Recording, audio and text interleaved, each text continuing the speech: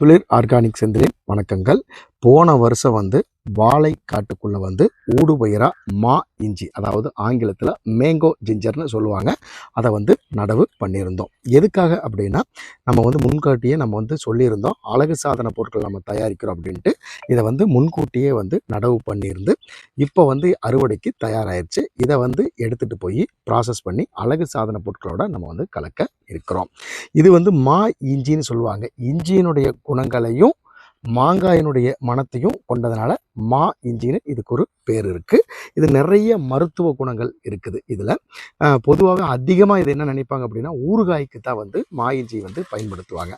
அதை தவிர்த்து அழகு சாதன பொருட்களை இது முக்கியமான பங்கு வகிக்குது. ஆன்டி ஆக்சிடென்ட் மற்றும் ஆன்டி பாக்டீரியல், ஆன்டி இன்ஃப்ளமேட்டரி போன்ற 3 பண்புகளை இது கொண்டிருக்குது.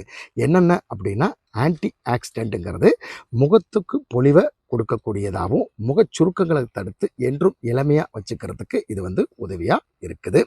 2வது பாயிண்ட் ஆன்டி பாக்டீரியல், முகத்தில் இருக்கக்கூடிய தீமை செய்யக்கூடிய பாக்டீரியாக்களை அழித்து முகத்தை பாதுகாக்கிறதுல இது முக்கிய பங்கு வகிக்குது. 3வது பாயிண்ட்டு ஆன்டி இன்ஃப்ளமேட்டரி பண்புகள் இதில் இருக்குது. அதாவது ஒவ்வாமையை தடுக்குது.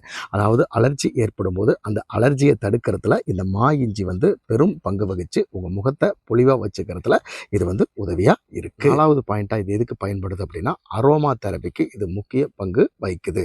அரோமா தெரப்பினா இன்னும் இல்லை, இதிலிருந்து வரக்கூடிய மனம் மன அமைதியை ஏற்படுத்தி மனதை நிம்மதியாக வச்சுக்கிறதுக்கு உதவியாக இருக்குது. எப்படி நம்ம ரோஸ்மெரி இலைகள்லேருந்து வரக்கூடிய மனம் மன அமைதியை ஏற்படுத்தி நிம்மதியை கொடுக்குதோ, அதே மாதிரி மா இஞ்சியிலிருந்து எடுக்கக்கூடிய எசென்சியல் ஆயில், ஹைட்ரோசல் எண்ணெய்கள், இது எல்லாமே மன அமைதியை ஏற்படுத்தி மன நிம்மதியை கொடுக்கறதுல முக்கிய பங்கு வகிக்குது.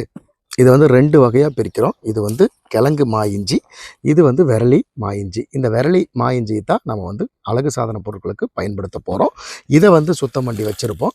நம்ம மறுபடியும் ஊடுபயிராக வாழைக்குள்ளே இதை போட்டு மறுபடியும் அடுத்த வருஷத்துக்கு நம்ம மா இஞ்சி தயார் பண்ணுறதுக்கு இதை பயன்படுத்திக்கிறோம்.